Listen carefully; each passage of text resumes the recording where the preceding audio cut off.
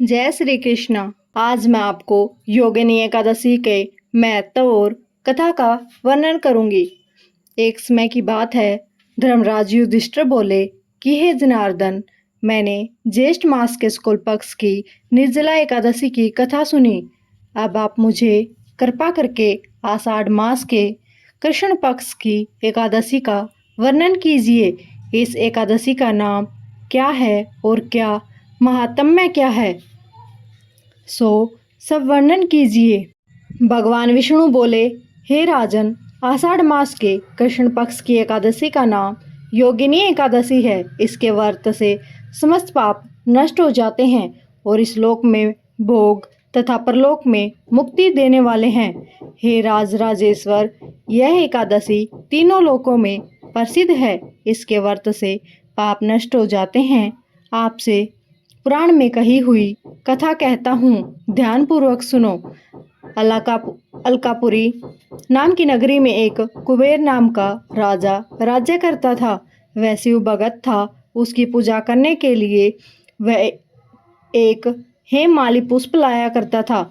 उसके विशालाक्षी नाम की अत्यंत सुंदर स्त्री थी। एक दिन वह मानसरोवर से पुष्प ले आया, परंतु कामासक्त होने के कारण पुष्प को रखकर अपनी स्त्री के साथ रमण करने लगा और दोपहर तक न गया।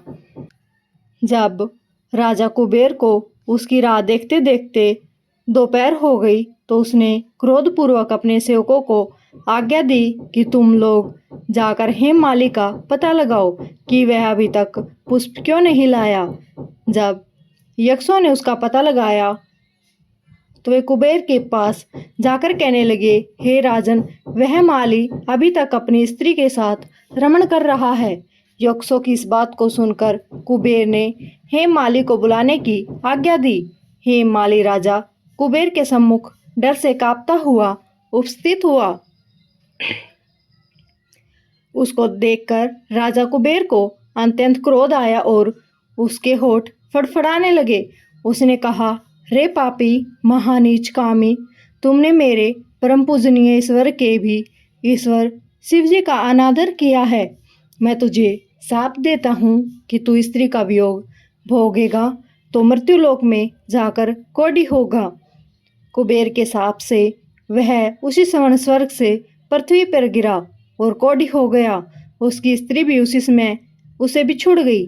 मृत्युलोक में आकर उसने महादुख भोगे, परंतु शिव जी की भक्ति के प्रभाव से उसकी बुद्धि मलिन न हुई और पिछले जन्म की भी शुद्ध रही। इसलिए वह अनेक दुखों को भोगते हुआ तथा अपने पूर्व जन्म के कुकर्मों का स्मरण करता हुआ हिमालय पर्वत की तरफ चल दिया। वहां पर चलते चलते मार्कंडेय ऋषि के आश्रम पर पहुंचा।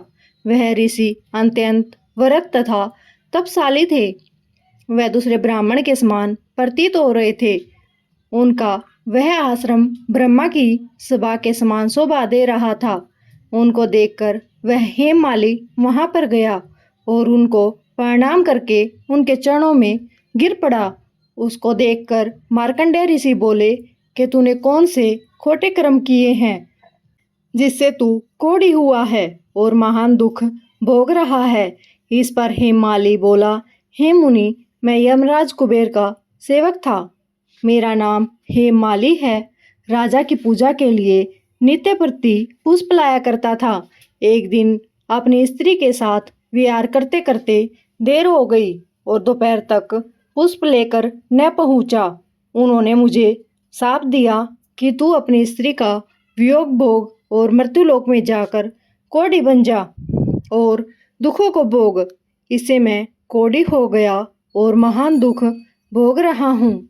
अंत आप कोई ऐसा उपाय बतलाइए जिससे मेरी मुक्ति हो जाए।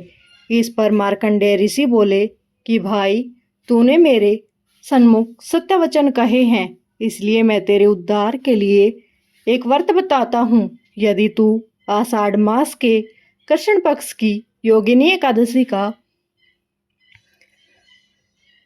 विधि पूर्वक व्रत करेगा तो तेरे समस्त पाप नष्ट हो जाएंगे।